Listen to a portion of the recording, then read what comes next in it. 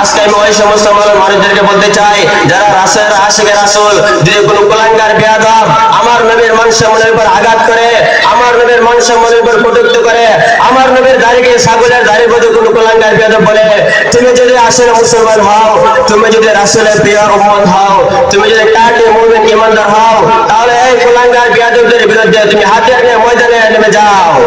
এই কুলাঙ্গার বেয়াদবের বিরুদ্ধে তুমি কুলাঙ্গার বেয়াদবের মোকাবেলা করার জন্য ময়দানে নামো। আর যদি তুমি না নামো, ঘরের মধ্যে বসে থাকো, এটাই প্রমাণ করে তুমি রাসূলের প্রিয় উম্মত না, তুমি কাটে মুমিন ঈমানদার হতে পারবে না।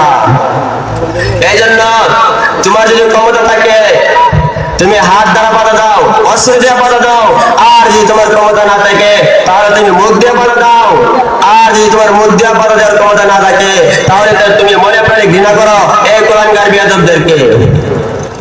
আর যদি তুমি এই কুলাঙ্গার বেয়াদবদেরকে মনে প্রাণে ঘৃণা না করো, তাদেরকে ভালোবাসো, তাহলে এটাই বুঝে নাও তুমি এই কুলাঙ্গার বেয়াদবদের বন্ধু। আর তুমি রাসূলের শত্রু, তুমি আল্লাহর শত্রু, তুমি আমাদের দুশমন, তুমি আমাদের শত্রু। এই জন্য রাসূল সাল্লাল্লাহু আলাইহি সাল্লামকে ভালোবাসার কোনো বিকল্প নেই। যে সাহাবা একরাম যুদ্ধের ময়দানে তার জীবনকে রক্ষা করার জন্য নিজের জীবনকে বিলিয়ে দিয়েছে, ঠিক কিনা?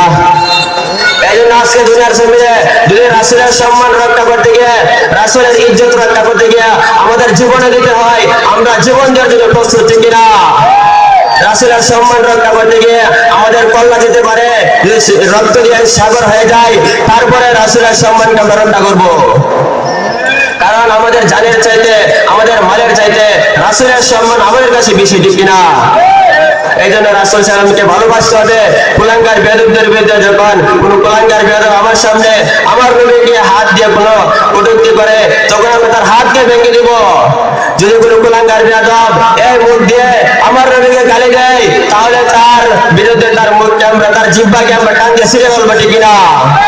কারণ আমাদের জানের চাইতে, আমাদের মালের চাইতে, আমাদের সন্তানের চাইতে সব চাইতে রাসূলের ভালোবাসা আমাদের অন্তরের মধ্যে আছে।